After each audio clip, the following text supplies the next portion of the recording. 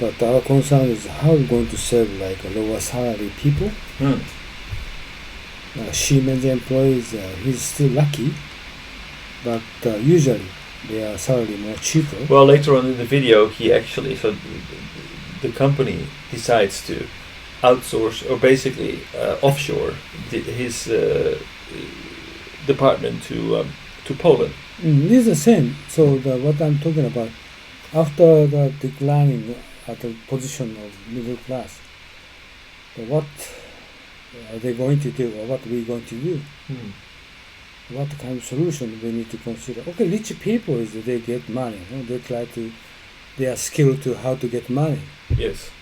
But this is no way. Okay, you just get rich money, just we more tax for them or whatever. But how are we going to save or declining middle class, right? The question is, can we? No, we should. Well, we have to. I mean, there is a but what can we do in order to? But this is not adaptable for Japanese society. But I think America, German people, that middle, well, poor middle class, I say. How are we going to save poor middle class? Right? Well, they go first, but then, like the example worker from Siemens in this video is not poor. I think he probably gets a pretty good salary, has 10 years experience. Yeah, this guy is a good salary. Yeah, but he gets into trouble very easily. Yeah, of course. Of course, business environment is going to be changed, and he's going to losing position. Well, if people like him are getting into trouble, I mean, what is in stock for the lower middle class, or even the blue collar workers? Especially for those blue workers, how they're going to consider for those, or we're going to discuss for possible week, right? Right. But it's not only them; it's also the people in higher positions. It's the people who work for companies who are offshoring, because that's also basically just an investment decision. Oh, this is also middle class people getting lower salary. So right. This is typical in Europe. It's typical in Europe, but it's like, think about accountancy, like accountancy firms. These people also will get in trouble. Same. Law firms. Yeah, same. What are we going to do? So how are we going to make sure that this is... Right. How are we going to save them? So we can say, okay, well, we need to kind of redistribute wealth, but how are we going to do that? How are we going to get a grip Exactly. on... This is the kind of, we need to discuss about it. Right? So, okay. How to get money and rich people more richer, I don't care. And also how to going to losing position to down to the more poor people, also I don't care. They're actually prevailing in the world level. Many poor people get increasing. So how are we going to protect for kind of phenomena? That populism is prevailing in Europe, but this is not good for us, right? So, but what are we going to do? Populism can't give them solution. But the strange thing with populism is that when we look at populism, maybe with the exception of people like Lula or what's his name, Chavez, or Brazil. But most populists are actually right-wing populists who are not really doing anything to reduce the gap. Exactly. So that what we're going to do it. Otherwise, that populism prevailing in Europe, and they can Italy, they can give them any solution, and this is kind of sort of phenomenon prevailing in Europe. But what we're going to do it. So one way to get it under control is to make sure that people who are making money getting taxed. Now, taxation is a big challenge in a global world. Yeah, this is French and Trump get settled, and Titan charge for 3%. They settle. Okay, they settle. But this is not enough. It's not enough. Actually, this is the video about the France attempt to. They said just what is this? This is the video about the French attempt to raise taxes. Yeah, this is settled 3%. Facebook and Google are in focus after France approved a digital services tax.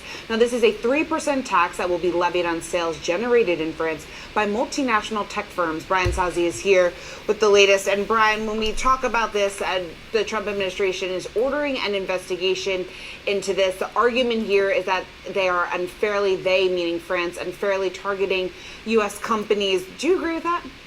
Well, I think France is doing what it has to do. A lot of these big tech companies are in France, essentially looking for lower taxes. By some studies, a lot of the big tech companies that are domiciled there are only paying 8 to 9% taxes.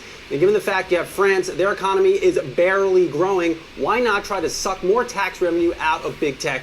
Now, I certainly suspect that the Trump administration will fire back. Is it with tariffs? It's unclear, but at least from France's perspective, it makes sense. Why investors do not absolutely care about this, at least for right now, the stocks today at least are doing nothing. The EU more broadly is not on board with this. They said a couple months ago that they are not on board with this. This is just France doing France. So, Saz, do you think that this move could potentially result in retaliatory tariffs here down the road? I think that's the correct way to think about it, at least right now. But if you're Facebook, you're Apple, you have bigger fishes to fry. Certainly Facebook with Libra, and Apple just trying to make sure people are still buying your expensive iPhones. Speaking of Libra, Saz, I want to get your take on this. So I want to drill down into Facebook. There's been so much talk about Facebook's Libra over the past couple of days. So first overseas, we have the Bank of England pledging that it will review Facebook's Libra. And then back here in the U.S., we have Fed Chair Jerome Powell facing some questions about the social media's crypto plans on Capitol Hill. Let's play what he said. Actually, this is... Libra raises many serious concerns regarding privacy,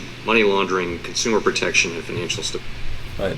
This is more about their Bitcoin initiative. Libra. Yeah, the Libra. So they, but the point is basically why I put this video in is that this is the first kind of like small attempt to get this international money or like tax evasion strategy under control by a country like France. They say, okay, let's just try to leverage some taxes and get some revenue for countries from companies who are paying much less corporate tax than French companies do, by leveraging a tech tax for these on money generated, profits generated in France. So this is one way that we could go. The only problem with this is that actually companies like Facebook, companies like Google, do not necessarily have to be in France. They can go anywhere else. They can open up an office or even a virtual office, a virtual company in the Seychelles, or in Granada or anywhere else in the world, and let the money flow through there. So how are we going to get that under control? That is a big challenge, because there's a big incentive for countries to not play along. I mean, if we could create a global understanding between countries and say, okay, we're all going to work together because this is actually not good for the world as a whole, that these companies do not pay any taxes, because taxes need to be generated in order to redistribute wealth, in order to make sure that we can keep up our social services, healthcare, education, infrastructure, to make these societies work well. But if we all agree to that, then there is a big incentive for countries who don't have a lot of money, or to say, okay, well, you know what, everybody is leveraging corporate taxes of 35%. If you come to our country, you only need to pay 30%. And then before you know it, everywhere in the world, people start to create these special facilities to attract more foreign direct investment into their country. And so this is a very tough thing to solve. How can we deal with this free rider problem of countries to say, well, if you come to our country, we give you a special facility? As the woman was saying in the video, basically these investments, these tech companies, these investors, they see the world, the financial world, as a big shopping mall. So you can go in any kind of stores and you look for special deals, special bargains.